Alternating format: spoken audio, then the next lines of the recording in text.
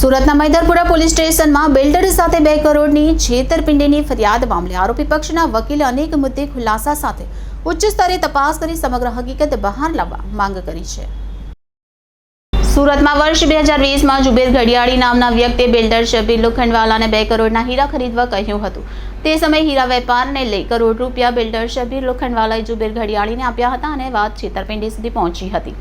Police બેદરકારીના કારણે જુબેર ઘડિયાળી સુરત છોડી વિદેશ જતો રહ્યો હતો। છેતરપિંડીના આ ગુનામાં જુબેર ઘડિયાળી, હુસૈન દાગીનાવાલા, એયાઝ અને અન્ય એક ઈસમ સામે મૈદરપુરા પોલીસ સ્ટેશનમાં ફરિયાદ નોંધાવી હતી। જે ફરિયાદ મામલે આરોપી પક્ષના વકીલે ઘણા ચોંકાવનારા પ્રશ્ન કરી મામલાની સીટ અથવા ડીસીબીને તપાસ સોંપી હકીકત સામે લાવવા માંગ કરી છે।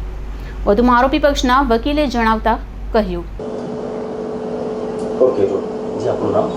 મારું નામ એડવોકેટ અલ્તાફ હુસૈન આઈ દુધવાલા છે। હું નામદાર ગુજરાત હાઈકોર્ટમાં પ્રેક્ટિસ કરું છું અને આજ રોજ હું સુરત ખાતે આવેલો છું। મૈદરપુરા પોલીસ સ્ટેશનમાં એક ગુનો રજીસ્ટર થયો છે ગઈકાલે 31/5/2024ના રોજ। એ ગુનો છે ઈપીકો કલમ 420, 409 અને 120B મુજબ। હકીકત જોવામાં આવે તો મૈદરપુરા પોલીસ સ્ટેશનમાં આરોપી જે છે હુસૈન અબ્બાસ દાગીનાવાલા, એની વિરુદ્ધ તથા બીજા 3 આરોપી જુબેર હુસૈન ઘડિયાળી, કાલુ અને અયાજ, આ 4 આરોપી વિરુદ્ધ મૈદરપુરા પોલીસ સ્ટેશનમાં 420, 409 અને 120B મુજબનો મૈદરપુરા પોલીસ સ્ટેશનમાં ગુનો રજીસ્ટર કરવામાં। હકીકતમાં જો એફઆઈઆર જોવામાં આવે તો એફઆઈઆરની જે હકીકત છે એ 2020માં બનાવ બનેલો છે અને 2020થી 2024 સુધી, એટલે સમયગાળો 4 વર્ષ પછી ફરિયાદ દાખલ કરવામાં આવે છે મૈદરપુરા પોલીસ સ્ટેશનમાં। હકીકતમાં જો આ ફરિયાદની તપાસ કોઈ ઉચ્ચ અધિકારીને સોંપવામાં આવે કે એસઆઈટીની રચના કરવામાં આવે કે ડીસીબી ક્રાઇમ બ્રાન્ચને હકીકતમાં સોંપવામાં આવે તો સાચી હકીકત ફેર ઇન્વેસ્ટિગેશન્સ, પોલીસ દ્વારા જે ફેર ઇન્વેસ્ટિગેશન્સ કરવામાં એ મહત્ત્વની ભૂમિકા છે।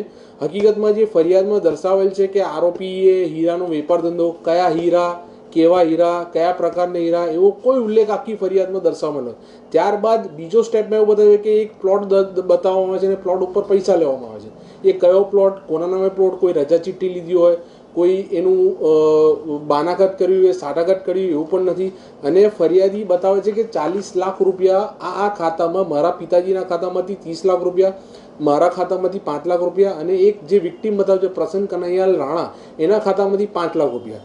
જો હકીકત જોવામાં આવે ને દર્શાવવામાં આવે તો આ ફરિયાદમાં હુસૈનને એક એજન્ટ તરીકે દર્શાવેલ છે, જેના એડવોકેટ તરીકે આજરોજ મેં રિમાન્ડ અરજી નામદાર કોર્ટમાં રજૂ કરી હતી। રિમાન્ડ અરજી તપાસ અધિકારી રિમાન્ડ માંગવામાં આવેલા, 5 દિવસના રિમાન્ડ માંગવાના, ત્યારબાદ નામદાર કોર્ટે અવલોકન કરી 4 તારીખ સુધીના રિમાન્ડ મંજૂર કરેલા છે।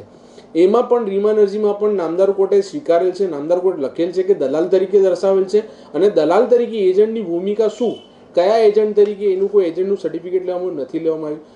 આ તપાસ હકીકતમાં ડીસીબી ક્રાઇમ બ્રાન્ચને કાં તો કમિશનર સાહેબને અમારી રિક્વેસ્ટ છે કે ફેર ઇન્વેસ્ટિગેશન્સ કરવામાં આવે અને આ તપાસ ઉચ્ચ અધિકારીને સોંપવામાં આવે, ડીસીબી ક્રાઇમ બ્રાન્ચ કાં તો પીસીબી ખાતે સોંપવામાં આવે તો સાચી હકીકત તપાસ દરમિયાન બહાર નીકળી આવે તેમ છે।